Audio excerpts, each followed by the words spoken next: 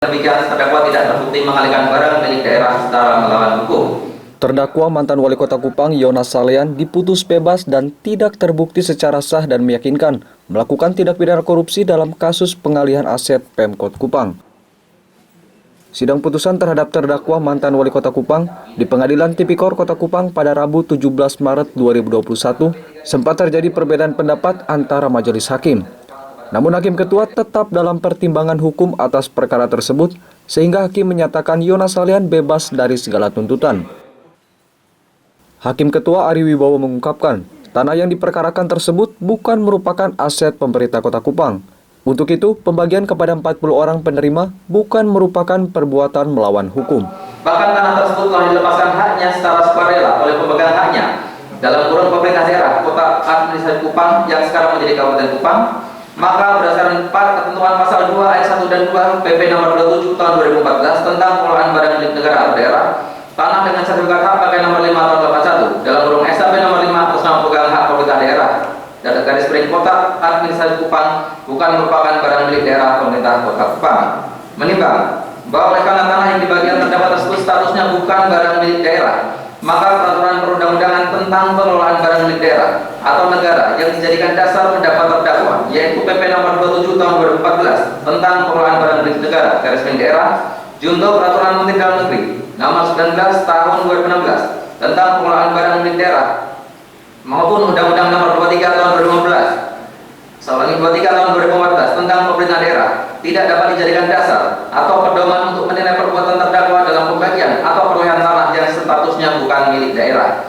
Menimbang bahwa oleh karena terdakwa didakwa membagikan tanah di daerah yang telah ada barang milik pemerintah Kota Kupang, tetapi ternyata telah terbukti tanah yang dibagikan oleh terdakwa statusnya bukanlah tanah milik pemerintah daerah Kota Kupang, maka perbuatan yang dilakukan oleh terdakwa tersebut tidak ada pelanggaran terhadap ketentuan-ketentuan tentang pengelolaan barang milik negara maupun daerah.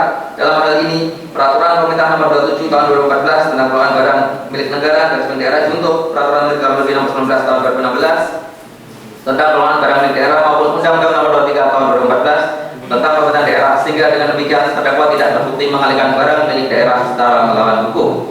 Sementara Hakim II Ibnu Qolik mengatakan, Yonas Salean terbukti secara sah dan meyakinkan melakukan tindakan pidana korupsi sebagaimana dakwaan primer penuntut umum. Tindakan tersebut dilakukan bersama terdakwa Thomas More. Kedua terdakwa itu telah terbukti melanggar hukum sebagaimana diatur dalam Undang-Undang tentang Pemberantasan Tindak Pidana Korupsi. Menimbang bahwa Hakim anggota 2 mengemukakan pendapat berbeda atau disenting atau menolak sebagaimana dimaksud dalam pasal 14 ayat 3 Undang-Undang 8 tahun 2009 tentang kekuasaan kehakiman, yaitu sebagaimana digarisbawahi. Menimbang bahwa terdakwa telah didakwa oleh penuntut umum dengan dakwaan subsidiaritas, yaitu primer perbuatan terdakwa melanggar pasal 2 ayat 1 junto pasal 18 Undang-Undang Tindak Pidana Korupsi junto pasal 55 ayat 1 KUHP. Subsidiar perbuatan terdakwa sebagaimana diatur dan diancam dalam pasal 3 junto pasal 18 Undang-Undang Tindak Pidana Korupsi junto pasal 55 ayat 1 KUHP. Menimbang bahwa dengan surat dakwaan yang disusun secara subsidiaritas, maka Hakim anggota 2 akan mempertimbangkan dakwaan primer tersebut dulu. Dan jika dakwaan primer terbukti, maka Hakim anggota 2 tidak perlu lagi mempertimbangkan dakwaan subsidiar. Namun jika dakwaan primer tidak terbukti, maka akan mempertimbangkan dakwaan subsidiar. Menimbang bahwa terlebih dahulu Hakim anggota 2 mempertimbangkan dakwaan primer yang unsurnya ada satu unsur setiap orang. Menimbang bahwa pengertian setiap orang dalam tindak pidana korupsi telah diatur dalam pasal 1 ayat 3 Undang-Undang Tindak Pidana Korupsi.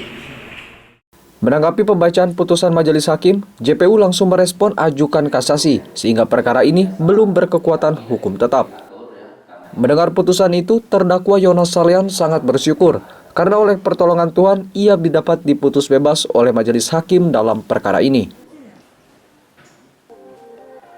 Badulaba AFB TV melaporkan.